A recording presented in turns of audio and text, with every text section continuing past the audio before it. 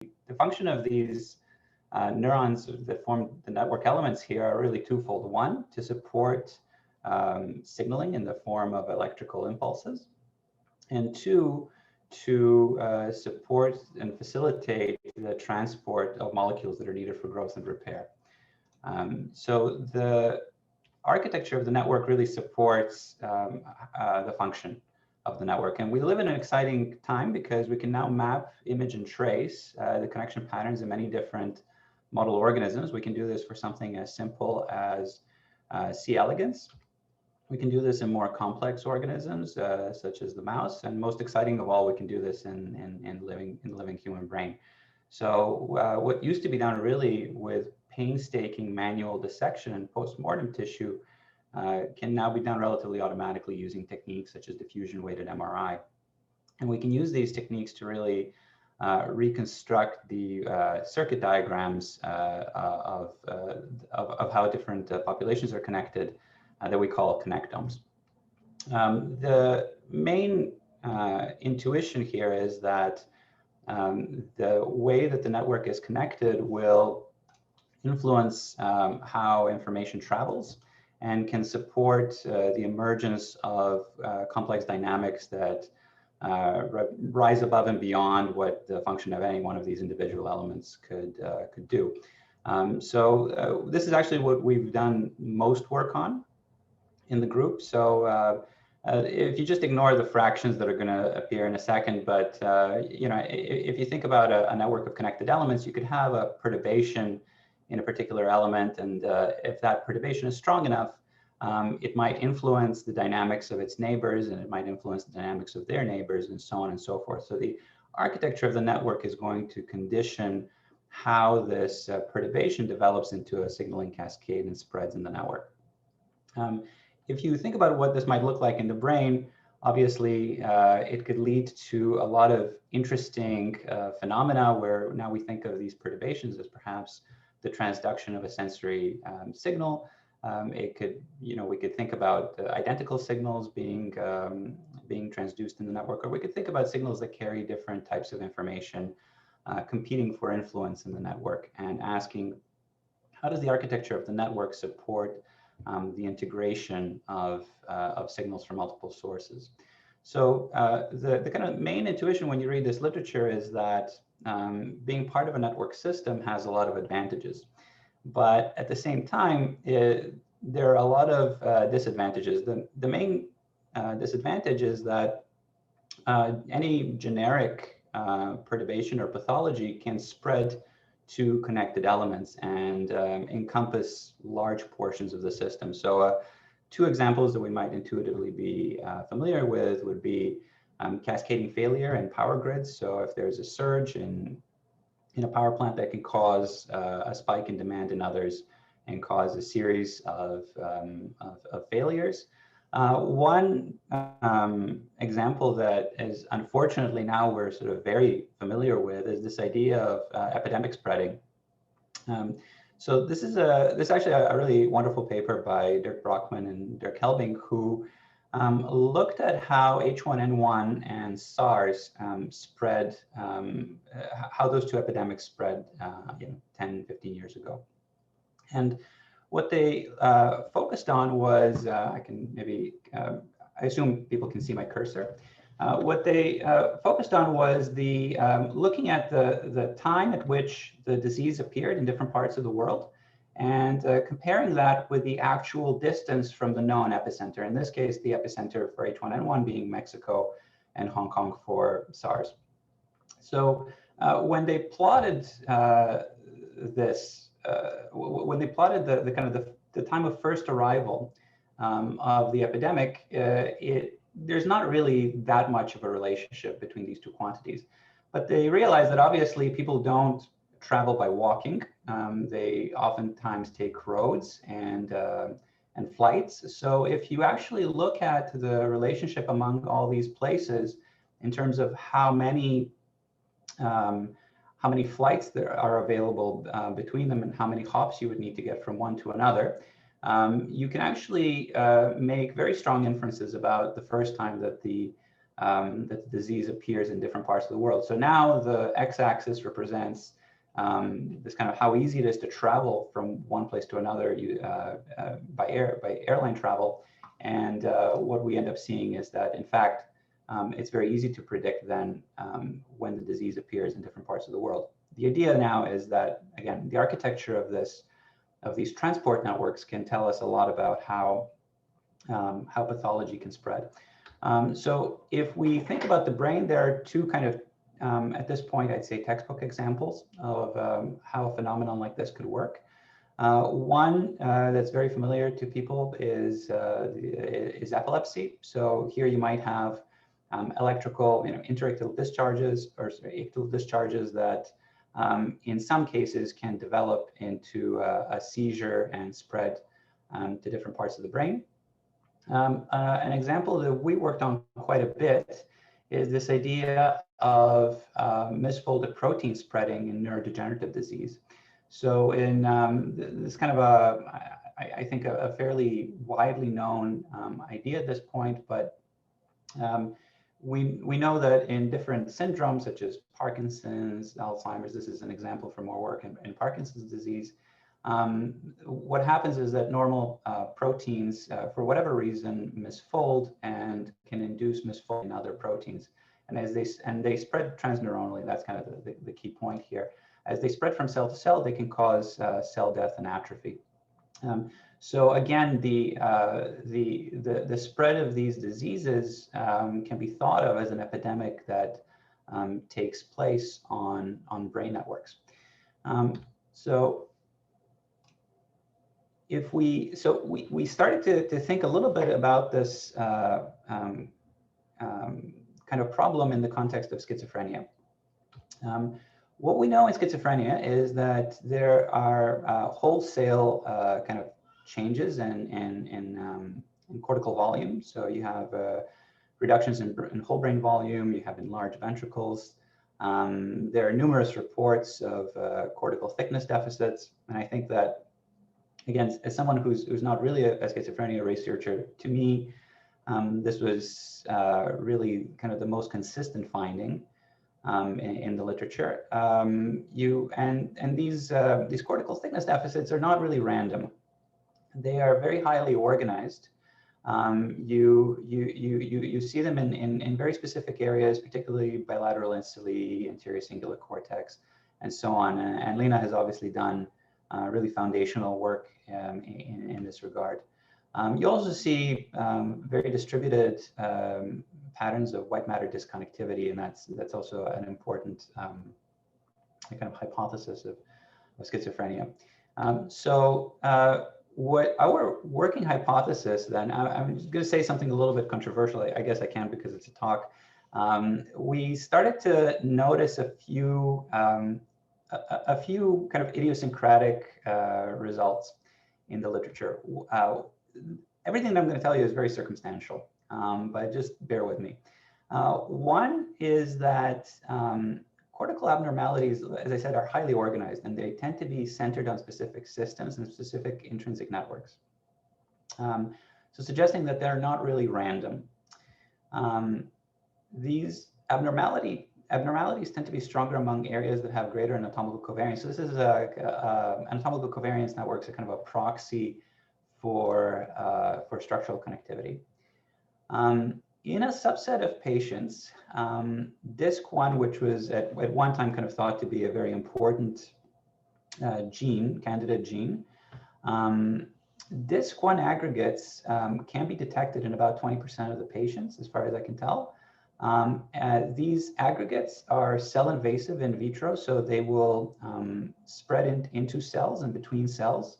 Much like prions or like the misfolded proteins that I talked about when we mentioned neurodegenerative diseases.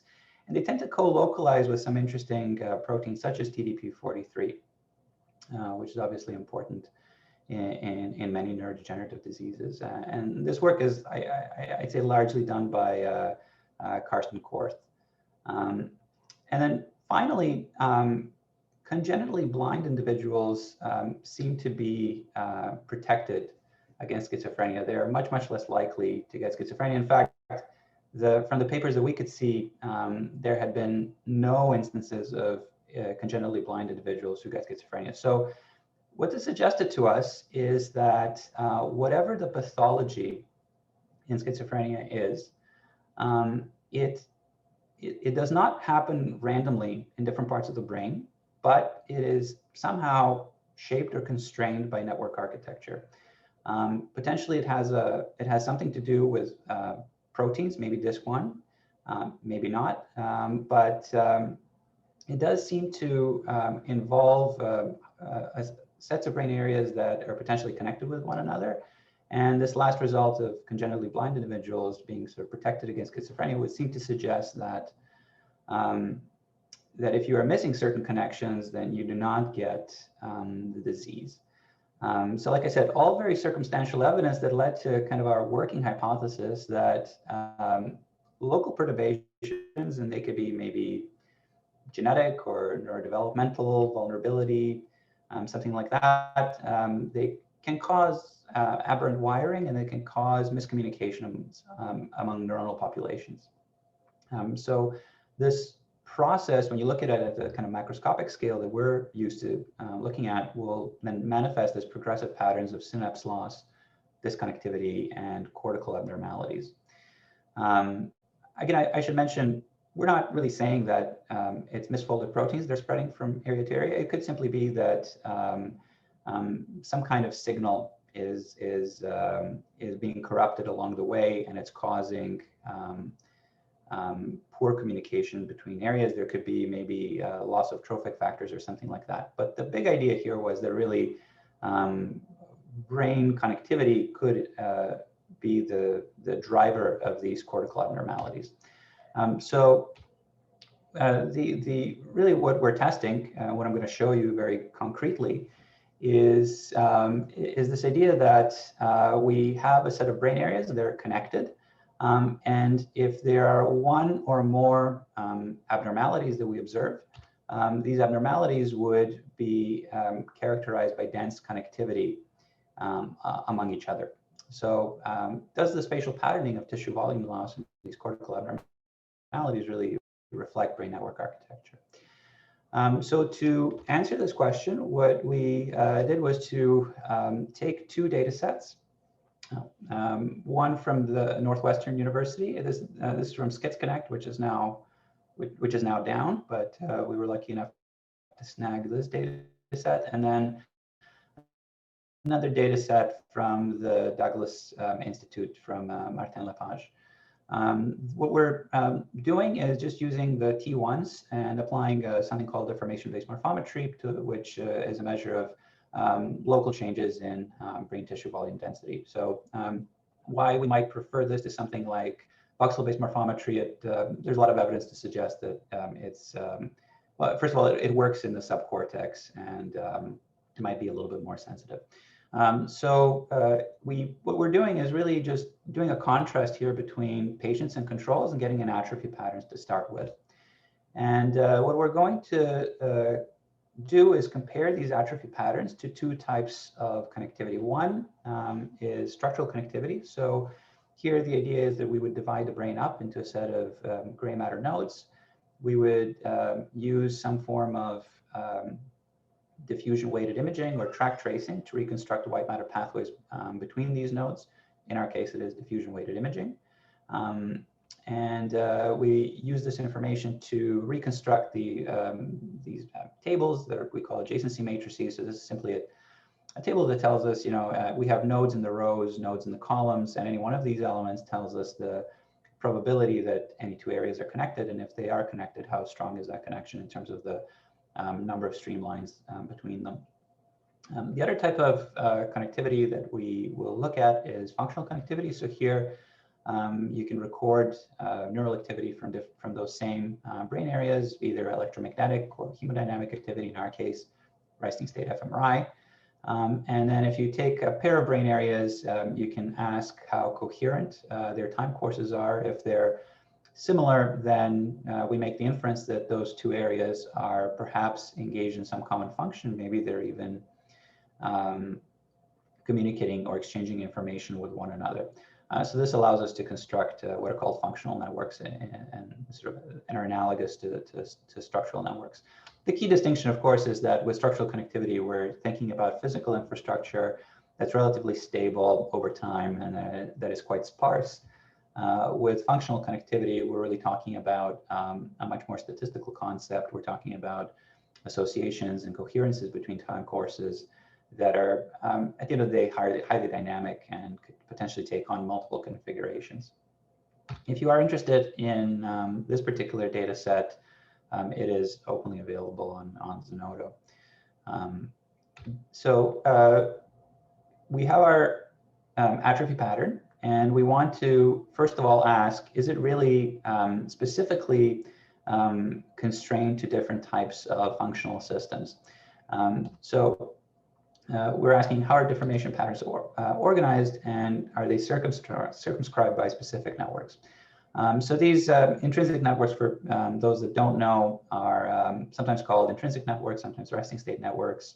They're really parts of the brain that, when participants are addressed in the scanner, seem to fluctuate coherently, and each of these networks has a kind of a defined functional character to them, and they're thought to be kind of the building blocks of higher cognition, if I can kind of put it in that way. What we're doing is computing kind of the mean deformation within each of these networks and comparing that against the null model. I'll talk a little bit about the null model in a couple of slides, because it's actually very important. But what we're doing here is just defining these networks in two different ways, one according to Thomas Yo's definition, the other one according to Jonathan Power's definition. What we can say is that, exactly as Lena had actually shown over the years, these deficits are highly specific to what we would call the ventral attention or the salience network, as well as the default mode network. And this is actually important. It's not the case necessarily that it just happens to be that, you know, a couple of areas that tend to be assigned to this network are affected by the disease. Really, it's specifically the network itself that is affected. So that's kind of our first idea, that maybe the organization of these patterns is not entirely random.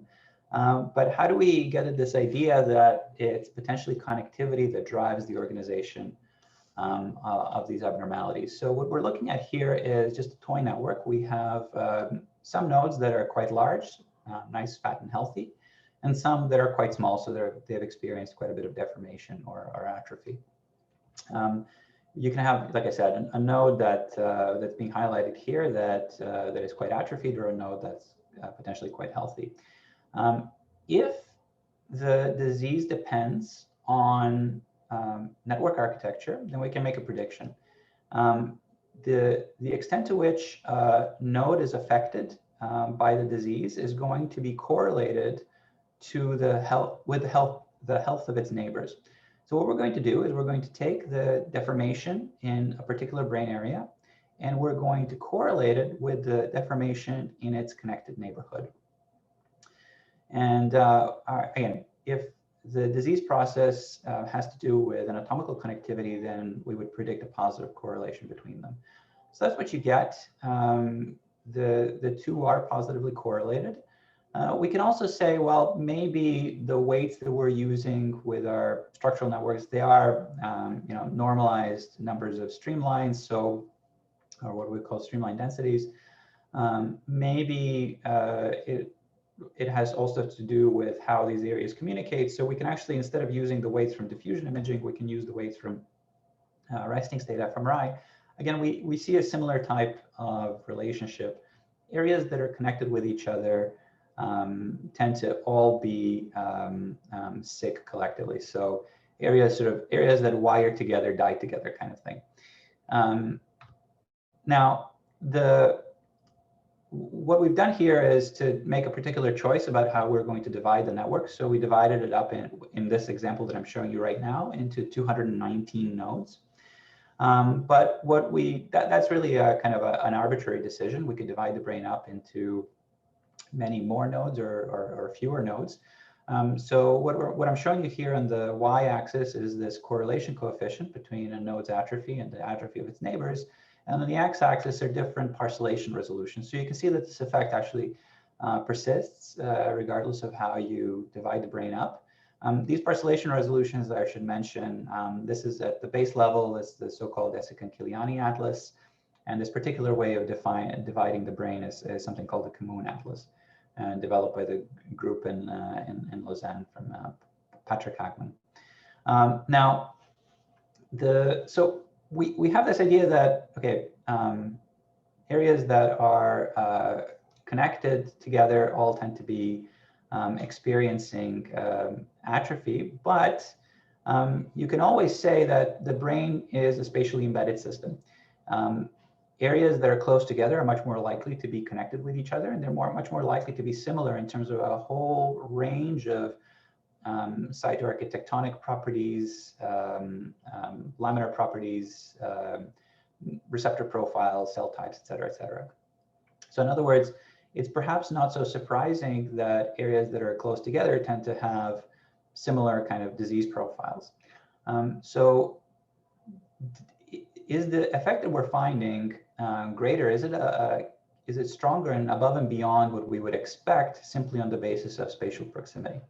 So to address this question, we use two different types of null models. One is the kind of the more familiar rewiring null. In neuroscience, we often call it the Maslov and Sneppen null, just because that's the paper that people always cite, although the model's actually been around a lot longer. What happens in this kind of null is that we take our network, we choose two edges at random, and we randomly flip those edges. So what we're creating is a new network, a rewired or randomized network, where we have the same number of nodes as before, 4. We have the same total number of connections. And finally, we also have the same degrees for each of the nodes. So this node here on the top left-hand corner had 4 connections before. It still has 4 connections. This node had 1 connection before. It still has 1 connection after.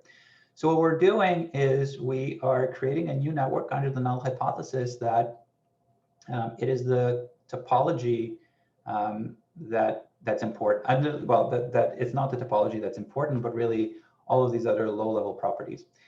Because we're really preserving the degree sequence, we're preserving the density, and we're preserving actually, this is actually a little bit of a more exotic version of this null. We're actually only doing the flips so long as we preserve the total edge length distribution of the network. So we're actually preserving the wiring cost as well, the geometry of the network. And when we apply this, we then use these rewired nulls to do the same kind of calculation that I just showed you. So that's one null model. The other null model is something called a spin test. And it really, so this was introduced by Aaron Alexander Bloch. That's the reference right there in Neuroimage. What happens in this null model is that you take your brain areas, you project them to a sphere, and then you randomly rotate the sphere and then bring the brain areas back. So what you can do is you create a series of rotated brains where the labels of the individual nodes have been randomly rotated around, but you've preserved the spatial autocorrelation in the data. So you've actually preserved, this property of spatial proximity driving the effects. If anybody's interested in this kind of thing, we've actually recently done kind of a deep dive into these kinds of models. And we have code and walkthroughs for how to implement these. There's actually 10 different ways, as far as we could tell, to do these that have been proposed so far. And we sort of benchmarked them in this paper. So we have our rewired nulls, we have our spin nulls. Now we go back to our data. So our claim is that the correlation between a node's atrophy and the atrophy of its neighbors is greater than expected due to spatial proximity. If here we're superimposing the nulls that we get by spinning the brain, and here we have the nulls that we get when we rewire the network while preserving degree sequence edge length and so on. So in all of these cases, we have significant departures from the knowledge that this idea that the disease is expressed via connectome architecture really goes above and beyond the effect of spatial proximity. And we can show something very similar for networks where we use functional weights, functional connectivity as weights. So that's kind of exciting. The cool thing is that at almost exactly the same time, I had met Andrew Zaleski at a conference, and he basically said that they were working on a very similar idea, and they found a very similar result, but using a very different method. And so what we're showing here is work from Cassie Wanan. What they did was to look at different kind of populations of individuals with schizophrenia. Again, look at cortical deficits. And then they said, okay, in the areas that are affected by the disease, what's their anatomical covariance with one another? How well do cortical thicknesses between pairs of areas correlate? This is, like I said, a proxy for anatomical connectivity. And what they found was that in all of these syndromes, you really get much greater than expected anatomical covariance among areas that are experiencing the effects of the disease. So, so it was nice to see kind of convergence of results there. Now, the next question that we can ask is, okay, say that you believe that somehow the atrophy patterns are highly organized and maybe they're shaped by network architecture. If this was a disease that somehow takes place via spreading, then we can ask the question of what is the most likely epicenter, or what are the most likely epicenters of the disease. So if we go back to our toy network again, what we see is that we could have a situation where a node is experiencing quite a bit of atrophy, and lots of its neighbors are also experiencing atrophy. So this would be a likely epicenter, because the node is actually very similar in terms of its kind of disease profile to its neighbors. You could have a different situation where you have another node that's also experiencing quite a bit of atrophy, but most of its neighbors are quite healthy. In this case, this would be an unlikely epicenter. So this is just a very simple technique from epidemiology, where we basically take two ranked lists. We take a list of nodes that are ranked by their deformation, and then we take a list of nodes that are ranked by their mean neighbor deformation. And what we're just looking for are nodes that are highly ranked in both lists. So in this case, for instance, the node that's been highlighted in yellow is highly ranked on one list, but not highly ranked on the other list. So it would be an unlikely epicenter, whereas the node in pink is highly ranked in both lists, so it would be ranked highly as an epicenter. So so if you apply this kind of analysis to our deformation patterns, you see that we now have something that looks very, very similar to what I think is kind of an emerging consensus as to what are the most important parts of the brain, not just in the kind of the structural imaging world, but also in the functional imaging world. In schizophrenia, we can actually apply the same spin tests as before to understand exactly which one of these areas is being ranked greater above and beyond what you would expect on the basis of spatial autocorrelation. So if you do that, you have this highly filtered map that involves the interior cingulate and bilateral ancilli. Again, we are very worried, as always, that maybe we just got lucky with our parcellation. So this is just the same thing repeated at five resolutions of our parcellation. So again, we kind of typically see very consistent results. I should mention, I'm not going to show this slide, but we get identical results in that Douglas data set, in the validation data set. And also all of these results can be observed when you apply age correction, sex correction, and correction for medication dosage. So the final thing that we wanted to look at was, okay, so we have this idea that maybe macroscale connectivity is somehow shaping the course and the expression of the disease. What is it that's changing in these areas? Is there any kind of vulnerability factor that we could isolate? This was the first analysis that we did here was actually guided by kind of a well-known result in the literature, and that is that frontinsular von Economo neurons are typically the first to die in the disease. So these are large bipolar neurons. And what we did was to, rather than kind of using I showed you a result previously where we used the resting state network partitions to see where the disease was concentrated. Here we used the partition into von Economo cytoarchitectonic classes.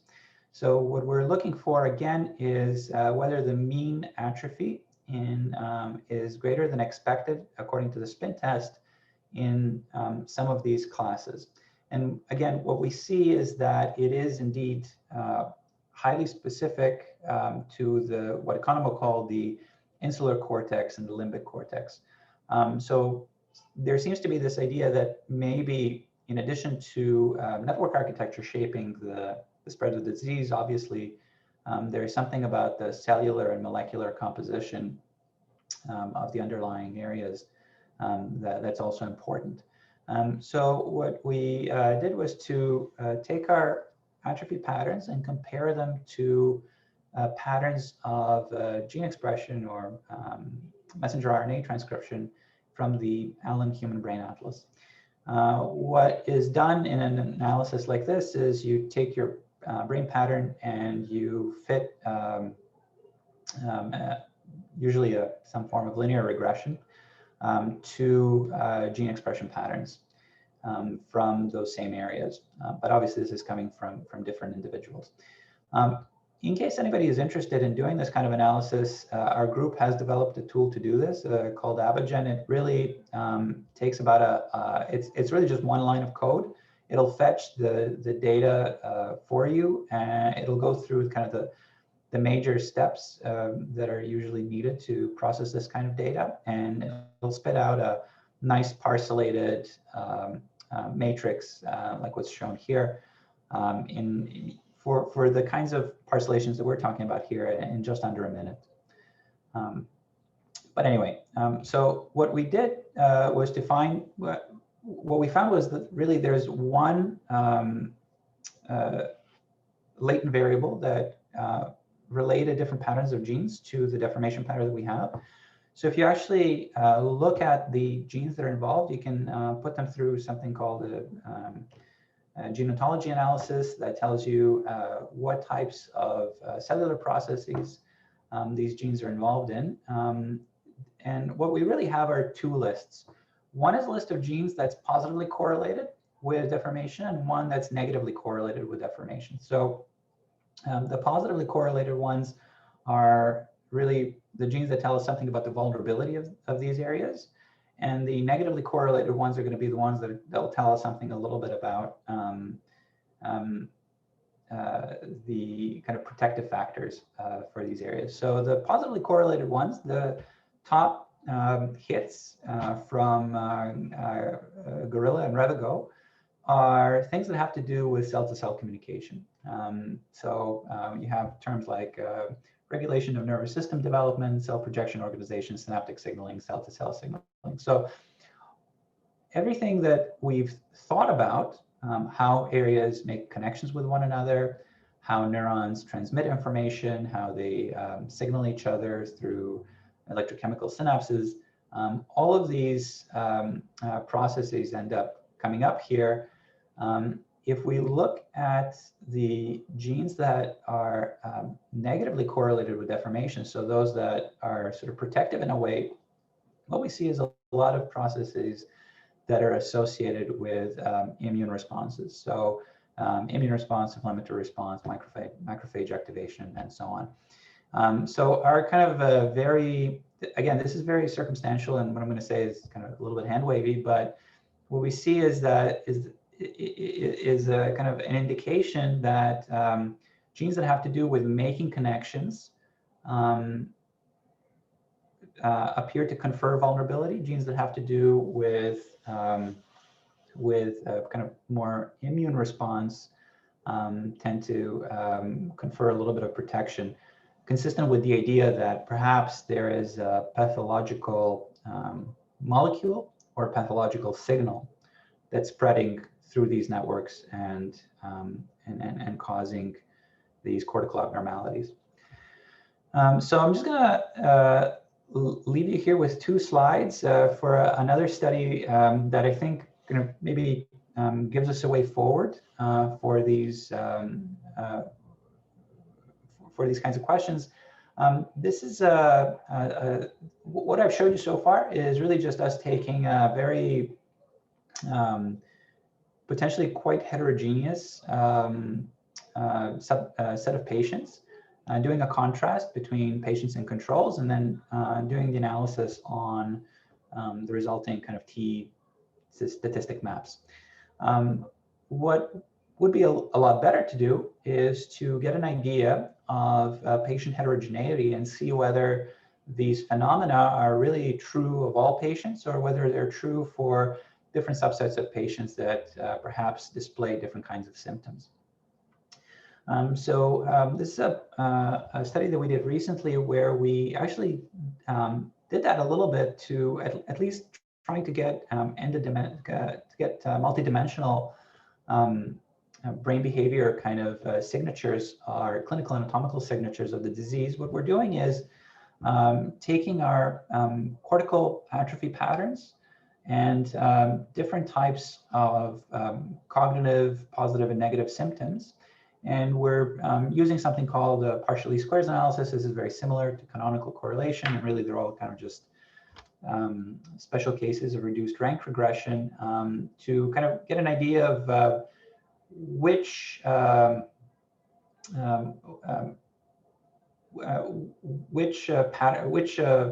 in which voxels do you have correlations with different types of symptoms. We can then subject this to singular value decomposition, and it gives us a number of these latent variables, which are just pairings between kind of an atrophy map and a clinical behavioral map.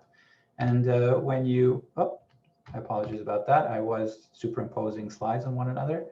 When you do this, you basically find that there is one kind of really dominant pairing, although there are 2 others, but this is just the first pairing where you really have a specific pattern of atrophy that has its own associated kind of clinical phenotype.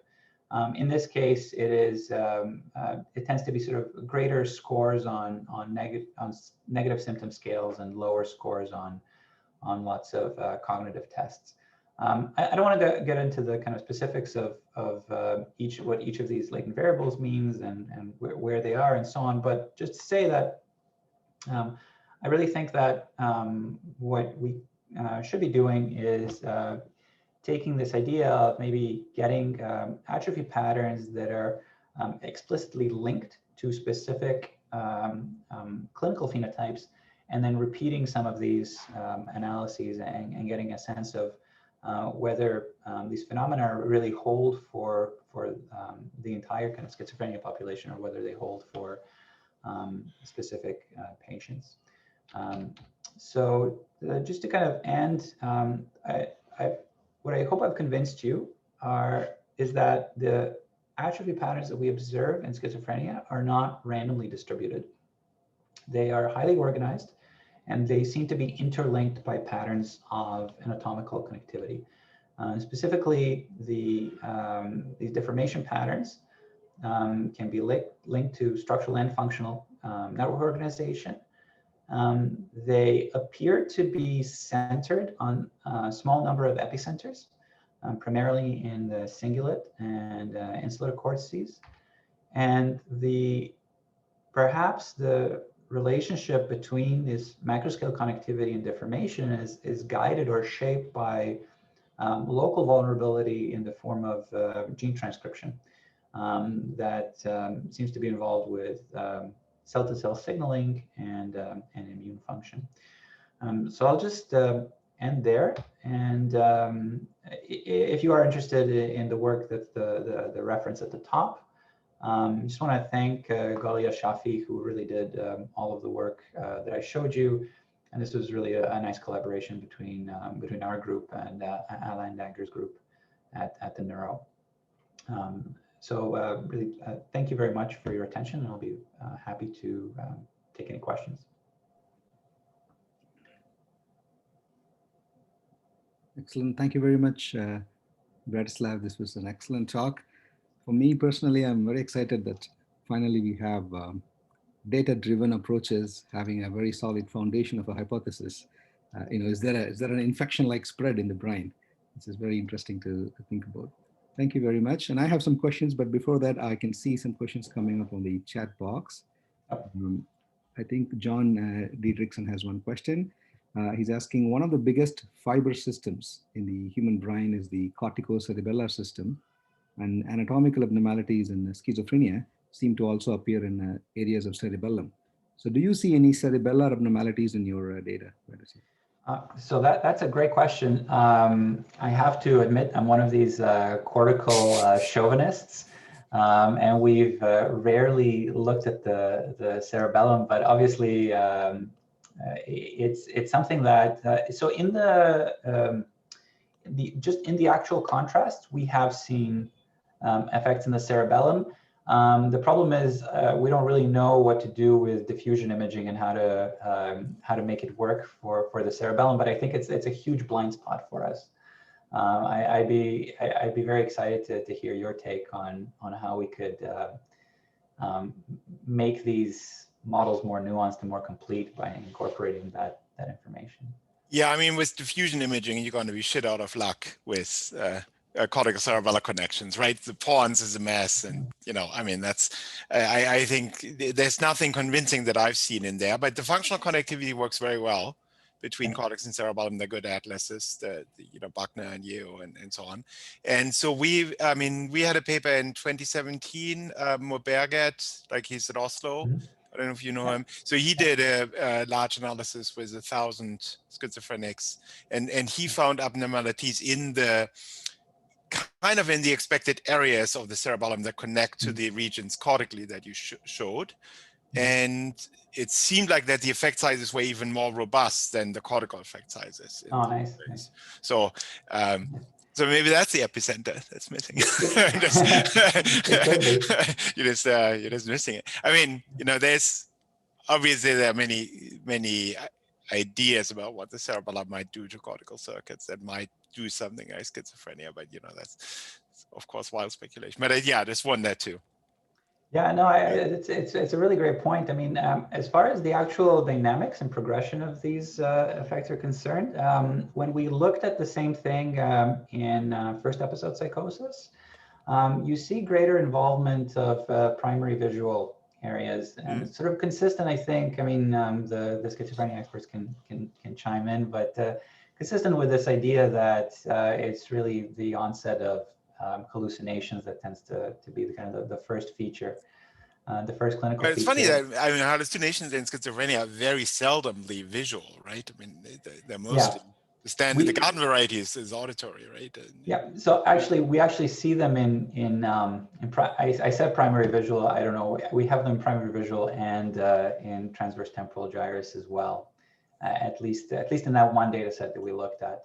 The same kind of connectivity pattern or connectivity results holds, but yeah, so exactly how it progresses through the network, I think that's a very interesting idea, because clearly there's a somewhat stereotyped progression, but also it's highly individual specific. What our current thinking about this is that there is some endogenous vulnerability, maybe metabolic, maybe something else, and the right kind of stress at the right kind of time can cause some kind of pathology or failure in a particular part. And then if the conditions are exactly right, then that failure can propagate. But I think we need a lot more time and data to really demonstrate that. Yeah. Great, thanks. Thanks for that, Bratislav. There's one more question here. This is from Roberto Limongi, the postdoc in our group, is a senior scientist. He's congratulating you on the excellent talk, and he says, your approach points to optimizing descriptive relationships between symptoms and connectivity. What do you think your approach could inform causal approaches like effective connectivity models such as dynamic causal models? Yep, so great question. So we actually have done this, is the short answer. I showed you just like a very brief slide of how we were looking at the spread of misfolded proteins in Parkinson's disease. And there we use something called an agent-based model, which comes from epidemiology, where we actually model every single molecule of a particular protein, how it interacts with others, and how it spreads from cell to cell, causing cell death and atrophy. We've actually done the exact same thing with schizophrenia, starting here we don't really know what that molecule could be. We played around with the idea that it could be DISC1, but we did start we simulated a process that starts in anterior cingulate and then propagates via anatomical networks. And we said, can this predict the final atrophy pattern that we observe? And in that case, it does actually do that very nicely. So we're not really looking at, we've never done the exact thing that you're suggesting to use DCM or transfer entropy or things like this to maybe get directionality on our connections. Although I think that's a great idea, but we have done this other kind of analysis. But I think but I think that would be very, very interesting because again, the one assumption that we're making here, one of many, is that the pathology can flow in both directions. This is just a consequence of the fact that we're using diffusion-weighted MRI, but really we know that's not true. So I think maybe using methods for inferring effective connectivity and then imposing directionality in our projections would be really good. Great, thanks for that, Bratislav. I cannot see everyone in the audience, so if you have some questions, just put it on the chat box. I cannot see if you're raising hands. You can also use the raise hand function below if you want.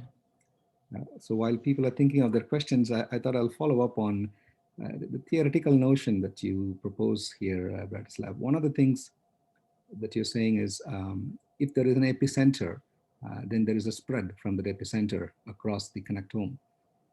To me, it sounds like there should be some knowledge the epicenter should have about the paths of least resistance to make this travel. Now, how does that imprint, like a GPS or a navigational map, work?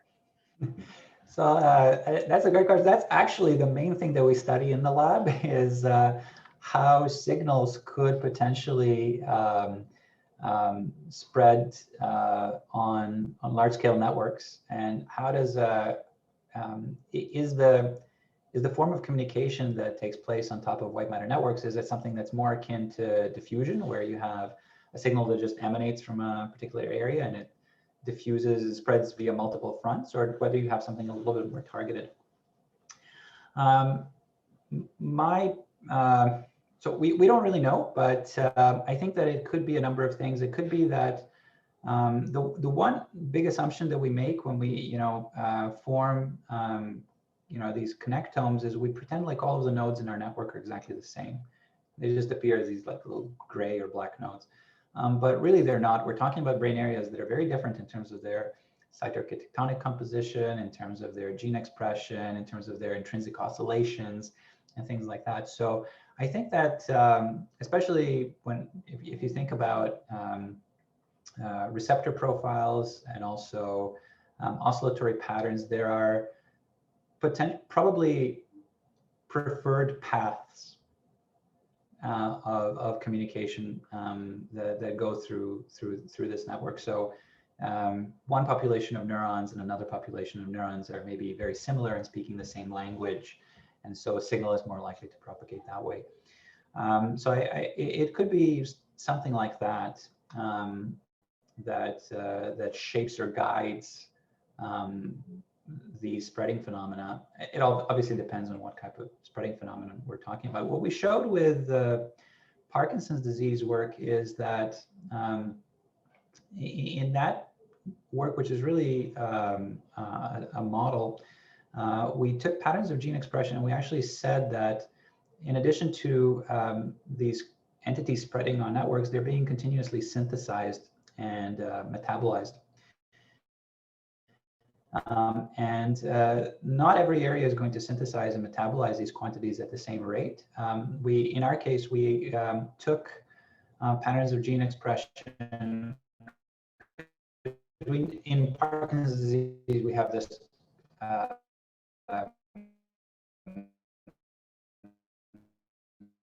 luxury that we actually know the molecule that's involved. So we actually can protein. So we can actually. So I think that that is also a part of it in this case, where there are certain types of proteins that are being synthesized in different quantities in different parts of the brain. So there might be a pathological signal or maybe a pathological molecule that's flowing from cell to cell, but there are also endogenous internal conditions that support that process and guide it towards some systems and away from others. Interesting. I have some more comments on the chat box, primarily thanking you and congratulating you for the talk, and also an invitation to join Complex Systems Network from awesome. So, one more thing that came from, a thought that came from your answer to that question is, what happens to gray matter in general in schizophrenia? Now, we've been talking about this gray matter deficit as a phenomena in this illness, and for many illnesses for that matter in psychiatric disorders. Depression has gray matter loss, other illnesses have gray matter loss as well. But in schizophrenia, this looks like it's very concentrated in the first few years of the illness. There are some episodes of gray matter loss that happens later on, but most of what happens seems to be in the first few years of the illness, and then it plateaus. And there's also some areas in the brain that may show a degree of compensatory increase in the brain tissue. It's not a striking phenomena, but there is a feeble compensation that you sometimes see in the brains of patients with schizophrenia. In that way, schizophrenia may be very different from Alzheimer's dementia or even other neurodevelopmental illnesses like autism, which start very early. With that in mind, the pattern that clinically we see is patients decompensate a lot in the first few years, and then they reach a plateau, and some of them recover as well. So there is some mapping between what we see in the brain and what we see in clinical practice. With the model that you just proposed, with this kind of epidemic-like spread, the epidemic that has a peak in terms of gray matter loss, and there is a lot of small undulating peaks, second and third peaks that happens later on. Now, how would the system react if there is a spreading system? How would this react to this initial spread? Will there be some sort of compensatory plugging the hole, do you think, which stops the spread? Yeah, no, so that's a great question. We were very influenced by your work of this idea of cortical reorganization that you proposed. It's not something that we have incorporated into these models and explicitly looked at. We kind of, just to keep things simple, had to just pretend like there's going to be one kind of spreading process and that's it. But I think you're completely right. There is some kind of rewiring that's happening. Probably that's just sort of my impression from the literature. There is one important distinction to be made between what we're seeing, what we think we're measuring with these cortical thickness deficits in schizophrenia versus something like AD, PD, and so on. Namely, again, my understanding of the literature is in schizophrenia, you're seeing a loss of synapses. Whereas in these neurodegenerative syndromes, really you're seeing deaths of cell bodies and things like that. So we're talking about a fundamentally different type of pathology. We're obviously trying to measure it with the same technique, but I think that you know, what potentially happens is that on a much more microscopic scale that we haven't been looking at, is that in development, when the process of pruning is needs to be done correctly. If you, as I said before, if you have some kind of stress on the system that coincides with local vulnerability, might cause miswiring, and that might ultimately manifest as these cortical abnormalities.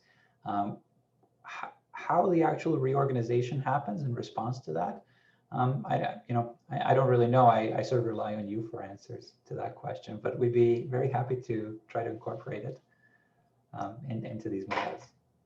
Bratislav, I think we are still a fringe group saying there is compensation. Most people say it's a deficit syndrome, so I don't have answers for that. Well, I hope it catches on because it's a very appealing idea. Okay, so I don't see any other questions here. Ingrid, is there? Yeah, thanks for calling on me, Lena. I was debating about asking a question. So what your kind of epicenter analysis showed is what John Duncan calls, I think, the core of the multiple demand network, right? And I know that that network can be subdivided perhaps into other networks. I don't know if this is a comment or a question or whether I'm just wibbling here, but two things I thought. One is, I suppose it's not surprising that it's the multiple demand network that you're seeing, given how cognitively compromised individuals with schizophrenia are. And two, I think this is one of the latest networks to mature in development. And if you think about schizophrenia as a neurodevelopmental disorder, might this be one reason why you see it as being the most compromised? Because, you know, if there's some kind of developmental, well, I don't know. I've said enough. What do you think? No, it's a great question. So I am familiar with this idea of the multiple demand system. That's, I think, one of the reasons why we're so keen to maybe define our atrophy patterns more closely associated with different clinical phenotypes. There's one kind of subtlety with the whole epicenter analysis, and that is that there are really two things that could be happening when you do this kind of analysis. If you think about an epidemic in a social network, you could have, like, say, a child that gets sick, is, say, patient 0 with something. They then go to their school, they infect a whole bunch of people, and they go on and infect a whole bunch of others. So is it the child that's the epicenter, or the school that's the epicenter? You know, it's perhaps the term that we picked is a little bit misleading, but we really can't disambiguate those two possibilities. So it's possible that there's something endogenous about those areas. Perhaps the fact that they're rich in these von Economo neurons, that'd be one reason, or perhaps because of those genomic signatures that we found. It could also be that they're just extremely well connected. There may be, maybe as Jörn said, maybe these abnormalities or this pathology or somehow starts in the cerebellum or someplace else. But once it gets to the this multiple demand system, because of the way that it's positioned and it's embedded in the wider network, then it really explodes. Those are kind of equally likely possibilities that we really can't disambiguate there. But I think it's a very important thing to consider what each of these areas, what type of functions they're involved in, because that's really kind of the underlying reason for doing all of this. If we can reconstruct the trajectory of the disease, if we understand the principles that guide the course and expression of the disease, then we can kind of say exactly what types of areas might be affected, in what order, and what the sequence of symptoms and deficits might be. And that could obviously have hopefully some benefit in practice as well. But if that multiple demand system is compromised, that's going to scotch pretty much any kind of higher cognitive function. Yeah. Yeah. No. Exactly. Yeah. Mm. And I don't know. Do you think there's thinking about when schizophrenia typically manifests in late adolescence, early adulthood, and the fact that this this network matures so late? I mean, it's sort of when this network is chronologically kind of finishing its maturation that schizophrenia manifests. Maybe that's a coincidence. It could be, or not. I think that it's one of those. Like I said, there's a lot of circumstantial evidence here, but I think it's something well worth investigating. But I don't know. I would hate to speculate. Fair enough. Exactly on that. Thanks. It's fascinating for me to listen to your discussion. Schizophrenia as a field has been skating on circumstantial ice for a long time. And one thing that strikes me is the spreading idea is really solid when we think of having something like a prion which can transmit itself from one region to the other. But in schizophrenia, we still lack any ideas about the molecular aggregates or proteins that can, that underlies the illness. And also the issue is the heterogeneity. There may be some patients who will have this spreading happening and others may not. And still now we don't really know how to separate one group of patients from the others. And to make the matters worse, what happens in schizophrenia happens in many other disorders as well. So the lack of specificity is another issue. I mean, one reflection I have from all this is the time has come that we cannot simply work with one tool or one modality. And it's very important to assemble help from different groups and people working in multi-scale. You mentioned the word multi-scale, Bratislav. This is very important. I don't think we can think of any other disorder where it is of critical importance, at least from where I stand. Schizophrenia seems to offer this very fertile ground for inquiries with multi-scale approaches. Yeah, no, I agree. It's clearly there's obviously going to be a biological origin for this, but we often, when we read the literature and so on, it very, very much is still defined purely based on clinical phenotypes and so on. So I hope more people will kind of consider some of the many features that we have available to us from garden variety MR scans and from other open tools. Yeah. Thank you very much, Bratislav. This was an excellent session, and I hope everyone enjoyed it as much as I did. So thank you for engaging us, and thank you for answering all of our questions patiently. And I hope everyone will join me in congratulating and thanking Bratislav for this nice talk. Thank you very much. Thank you so much, and I really appreciate again the invitation and all of you guys taking the time to attend. Thank you.